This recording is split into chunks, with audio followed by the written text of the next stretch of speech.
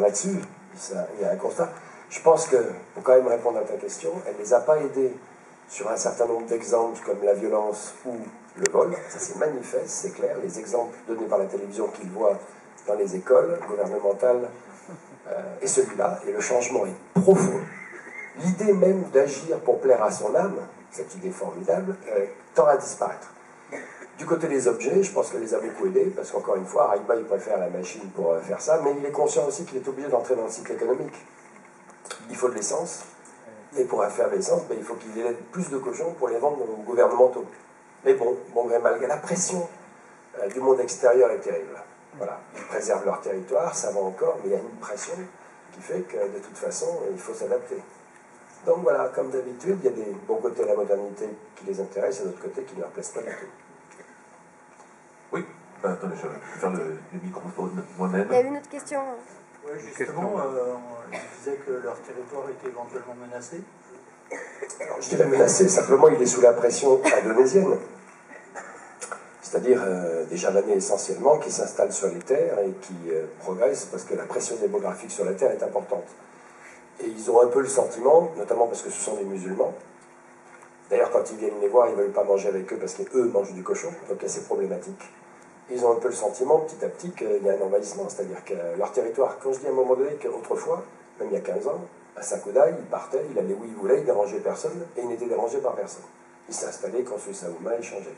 Aujourd'hui, c'est plus le cas. S'il va quelque part, il y a des gens. Et c'est pas d'autres Sakudai, ni d'autres Mentawai.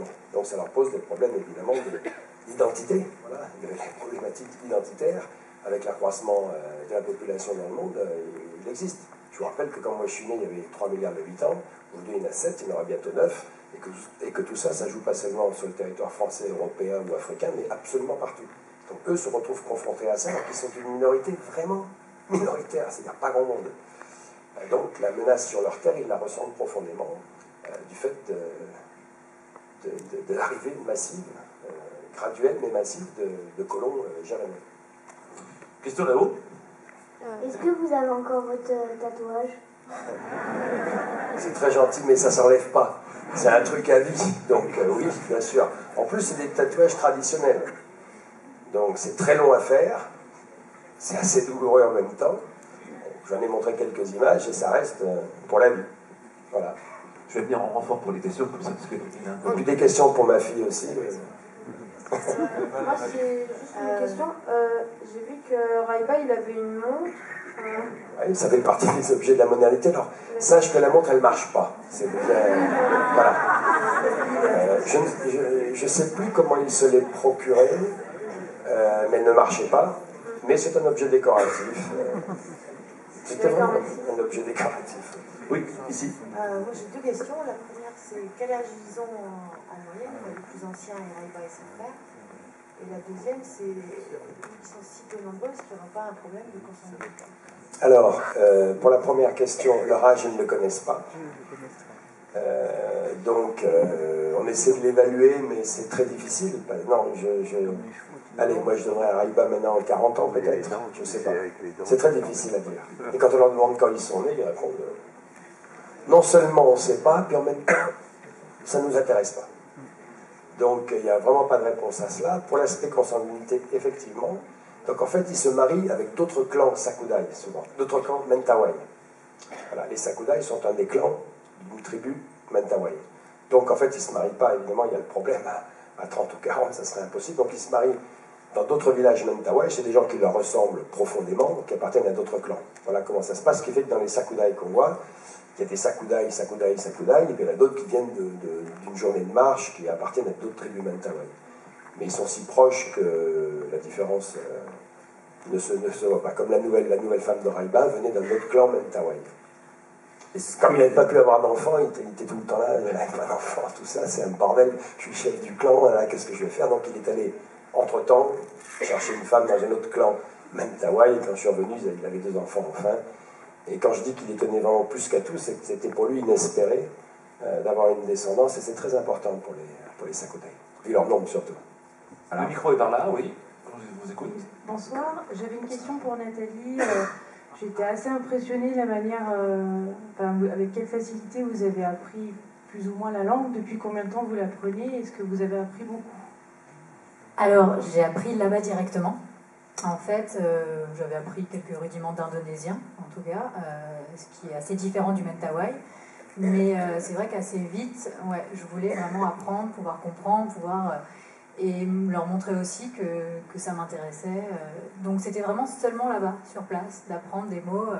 Et ils plaisantaient effectivement sur ça, en disant, on le voit à un moment, ils voulaient même me trouver un mari là-bas, évidemment. Le mari, il me dit, ouais, elle va parler, donc on va la marier. Mais voilà, ça s'est vraiment fait sur place. Et Bali, qu'on voyait, parlait quelques mots d'indonésien aussi. Donc entre les mimiques, tout ça, plus les quelques mots d'indonésien, c'était un peu plus facile aussi pour faire le lexique vraiment de mentawai. Alors justement, Nathalie, comment va votre cheville? Alors, bien. Je me suis refait mal il y a quelques jours différemment. Mais alors par contre, non, ça vraiment, l'espèce de cataplasme que Raiba m'a fait, ça a été impressionnant. Vraiment, donc je m'étais fait une grosse entorse. Donc j'avais vraiment un œuf de pigeon sur le côté, un œdème assez important. Je m'étais mise sous anti-inflammatoire, Voltaren et tout, que dalle. Il m'a fait son truc un soir, je l'ai gardé toute la nuit, le lendemain matin, ça avait complètement dégonflé. Mais c'était vraiment, vraiment impressionnant. La douleur était toujours là, mais l'œdème avait disparu. Donc c'est vraiment, il sait vraiment quelles sont les plantes qui marchent, qui réduisent les œdèmes et tout. Donc c'était pas une blague, c'est vrai. On le sait, vous êtes biologiste, mais ce n'est pas la première fois que vous suivez votre père dans un de ses voyages. Malgré tout, celui-là, j'ai l'impression qu'il était un petit peu particulier. Vous, qu'est-ce qui vous a le plus frappé dans ce voyage, et notamment dans le rapport qu'avait votre père avec Raiba? Effectivement, c'était un peu différent dans le sens où là, moi, je ne suis pas partie en tant que biologiste, donc je n'avais pas d'études en cours ni sur les sakudei, ni sur les insectes, quoi que ce soit là-bas. Ce qui m'a le plus frappé pour moi, c'était vraiment une expérience humaine, avant tout, effectivement, et ce lien qu'avaient Raiba et mon père, qui était assez important déjà il y a 15 ans. Il y avait déjà vraiment un vrai lien qui s'était tissé, surtout entre deux, je dirais, plus qu'avec les autres frères. Et là, on l'a retrouvé intact, quoi. C'est comme si, c'est les amis du bout du monde. Enfin, voilà, non, c'est vraiment des vraies relations humaines. C'est ça qui m'a le plus frappé, je pense. Et une petite question peut-être pour conclure, parce que... Ah, je vois qu'il y a une main qui se lève ici. J'ai récupéré mon micro. Très bien. Et pendant ce temps, oui, pardon, Patrice. Pendant ce temps, j'en profite pour dire que apprendre la langue, c'est quelque chose d'important, parce qu'on peut vraiment communiquer, même si on ne va pas l'apprendre en 1 mois, ou 2 mois, ou 3 mois. Mais le signal même qu'on veut l'apprendre, déjà, c'est un signe de respect et une capacité à acquérir de la confiance et de la vraie relation avec les gens. Et en général, moi, des fois, je suis un peu paresseux. On cherche toujours dans une équipe au moins une personne de le faire. Et là, Nathalie était plus que volontaire, et ça fonctionnait plutôt bien. Et après, elle peut, à ce moment-là, diffuser, si nécessaire, son savoir auprès des autres membres de l'équipe. Voilà. Mais c'est plus le signal que l'on donne d'intérêt qu'au fond, même presque le fait de comprendre la langue qui est important. Voilà, c'est la dernière question. Allez, oui. Avez-vous pensé à apprendre par écrit, justement, tous ces rites chamaniques, leur culture, leur légende, justement, pour garder une trace? Parce qu'on voit vraiment qu'ils ont peur. Ça pourrait être intéressant, notamment pour eux. Tout à fait. Alors, j'ai un ami qui s'appelle Remar Sheffold, qui est professeur d'anthropologie, d'ethnologie à l'université de Leiden, en Hollande, qui est celui qui a découvert les sakudai. Il y a à peu près, je crois, une trentaine d'années, qui a fait les premières études et que les sakudai aiment énormément. Dans le précédent film, à un moment donné, on avait un téléphone satellite et on avait téléphoné à Remar en Hollande, en lui faisant la surprise d'ailleurs. Et l'échange téléphonique qui ne s'était pas vu depuis une quinzaine d'années entre Raiba, Bali Kéré, les autres et Remar Sheffold était vraiment un grand moment d'émotion. Et Remar a très étudié tout cela. Et nous, on a également, vous voyez, dans le film, on fait l'effort d'absolument tout traduire. Et là, les films durent 1 heure, et Valérie et Grégory ont tourné, comme tu avais donné, une trentaine d'heures, peut-être. Pas beaucoup. Donc ça demande des centaines et des centaines d'heures de travail ensuite sur les images, pour absolument tout traduire, et c'est ce qui permet, au moment du montage, de dire ce qui est plus ou moins intéressant, Et ce qu'on peut prendre, des fois, il y a sur des scènes, il ne se passe pas grand-chose. Quand on voit les enfants qui se battent dans l'eau, ça ne devient vraiment intéressant que quand on sait exactement tout ce qu'ils se disent. Et ça nous permet également, dans les rites chamaniques, pour répondre à votre question, d'avoir tout le rituel complet par les traductions qu'on a mis en partie dans le film, mais qui permet d'agréger tout cela et de le conserver. Et ce travail, franchement, il est très inférieur à celui que Raymond Sheffold avait fait, que j'ai étudié, travaillé, et qui est vraiment parfait. Donc il y a déjà quelqu'un qui s'était occupé de conserver tout ce qui pouvait être conservé. Et dans 2 ans, quand je retourne chez Raiba, je retourne avec Raymond Sheffold, qui est parlé depuis une quinzaine d'années.